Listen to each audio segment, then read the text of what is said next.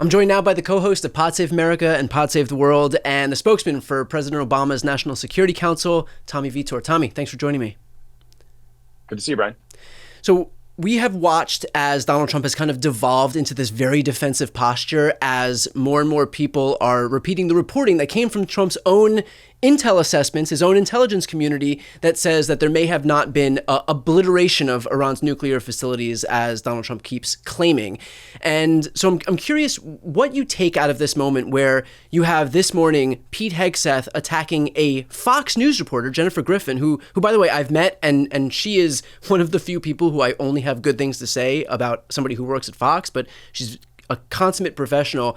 What do you take out of that moment this morning where he just decided to attack her for daring not toe the party line and just heap praise onto dear leader? Yeah, I mean, she's literally doing her job, just asking questions, asking critical ones about this massive bombing campaign we just launched with Iran. So it's shocking that he would just unload like that. I mean, what happened was Donald Trump went out hours after the United States military dropped these bombs on Iran and said that their nuclear program had been totally obliterated. And that was obviously bullshit at the time because he didn't know. Nobody knew. Like Right. no one had any time to go to the site, look at satellite imagery, fly a drone, talk to confidential sources, right? Like no one in the world knew whether Iran's nuclear program had been obliterated at that point, including the Iranians. But now, because dear leader said totally obliterated, the entire administration has been tasked with making those words true after the fact by distorting intelligence and berating reporters for no reason. And so to what extent do you feel like this is a face-saving mission? Because in fact, if it's true that Iran did have plenty of advance notice because the one guy with the biggest platform in the United States of America could not shut the fuck up about an impending attack and kept teasing this idea that something big was coming. Tune in next week on NBC to find out. Like this is his whole mentality. So now there's all this reporting that there were vehicles that were transporting the 60% enriched uranium out of those facilities. And so does it then become an issue of, okay, the only reason that it actually wasn't obliterated was because they had enough advance notice because the one guy who's in charge of the military, the commander-in-chief, who had a vested interest in being quiet about it, showing some discretion about it, couldn't shut up. And so now, kind of the reason that this wasn't successful, if it's true that it wasn't obliterated, is because of Donald Trump himself. Yeah, I think there was someone quoted in the New York Times who said a military official saying the greatest threat to operational security was Trump's Truth Social feed. Yeah. So what I think probably happened was the Iranians knew this was going to happen. They knew the United States was going to swoop in and bomb these 3 nuclear sites.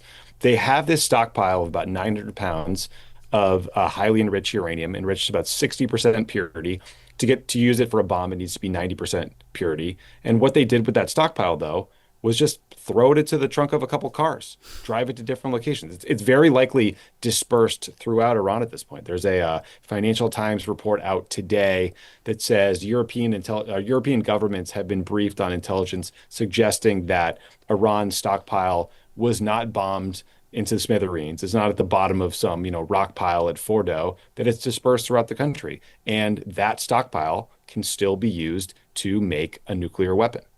So do you think that if it's true, if the intelligence assessments and the reporting, and I think that this was all derived from like some leaked intel assessment of the damage, but again, there's still obviously more to come. It just happened 5 minutes ago, so we're still waiting on some more accurate assessment of what actually happened. But is there a world in which we are either the same or worse off than we were before? Because now not only did Iran's nuclear capabilities not get decimated, but now they have every incentive in the world not to engage in some diplomatic solution, but rather, knowing how hostile the US and Israel were, they have every incentive in the world of trying to build up their nuclear capabilities so that that can serve as some deterrent. Yeah, I mean, this has always been the risk of a military strike, which is that you can set back Iran's nuclear program, but you can't eradicate it. And I think the fear has always been that they look at North Korea, who has 50 nukes, maybe more, ICBMs that can hit the US. And you know what? They're not getting bombed. Right. They're getting love letters from Trump to Kim Jong-un, right? While Iran is getting bombed because they don't have that nuclear deterrent. So there's no doubt in my mind that the Israeli military campaign and the U.S. campaign set back Iran's nuclear program, right? If you were to ask, could they build back their program to what it was before these military actions started, it would undoubtedly take months, if not years. But So you think this stuff, the next like Ayatollah's next election, maybe he'll run on like Build Back Better or something like that? yeah, another BBB, the Yeah. third BBB bill that we're all talking about. But yeah, but if the Iranians were able to take this stockpile somewhere, if they were able to sneak away a few centrifuges that can enrich the uranium from 60% purity to 90% purity, then they have what they need for a bomb. And that's always been the problem. And then what will likely happen next is they'll kick the IAEA out, the international inspectors that make sure that they're not pursuing a nuclear weapon. And then we'll have no eyes and ears into Iran besides what the intelligence community can do. Why do you think, with all of these other autocrats and like dangerous world leaders, totalitarian leaders around the world, that in Iran, it's like the one country where Donald Trump hasn't sent love letters. I mean, he cozies up so hard to Putin and Kim Jong-un and President Xi in China. Why is the Ayatollah the one leader who has total control over that country that he's decided he's going to take a completely adversarial posture against? Is it because because his relationship with Bibi is just that much more important, so it supersedes any deference he would otherwise pay to Khomeini? Yeah, I mean, it's a good question. I mean, it could be because Iran might be one of the few countries where Obama had cut a deal and had a Right. cozier relationship, so he's just doing the opposite. I mean, there's part of this. Every president has always said Iran can't get a nuclear weapon because it would be viewed as completely destabilizing for the region, and it could lead to a nuclear arms race throughout the Gulf. You know, if the Iranians get a nuclear weapon, the Saudis are going to want one, the UAE is going to want one, right? So there's this concern that would lead to this massive nuclear proliferation. It's also 100% true that the Israelis, specifically Netanyahu, has viewed Iran as its mortal enemy all along and is clearly was pressuring Trump to get more involved in this military campaign. I mean, there were like giant banners and signs in Tel Aviv that said "Mr. Trump, finish the job." So yeah, I mean, I think it's several different factors at once.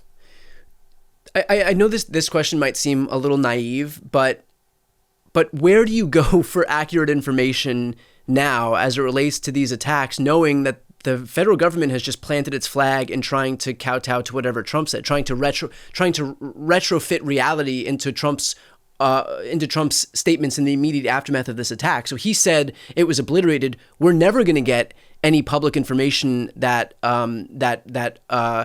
contradicts what Trump already said. And so how do you get to a point where, like, this isn't the kind of thing you can fuck around with? Because if we don't know the truth about whether or not Iran's nuclear capabilities are in fact obliterated, that just makes, if we engage in this make-believe reality where we just say whatever we have to say to make Donald Trump feel happy, like, that's not going to leave us any safer if in fact they do have nuclear capabilities, but we're still just putting our head in the sand and playing pretend.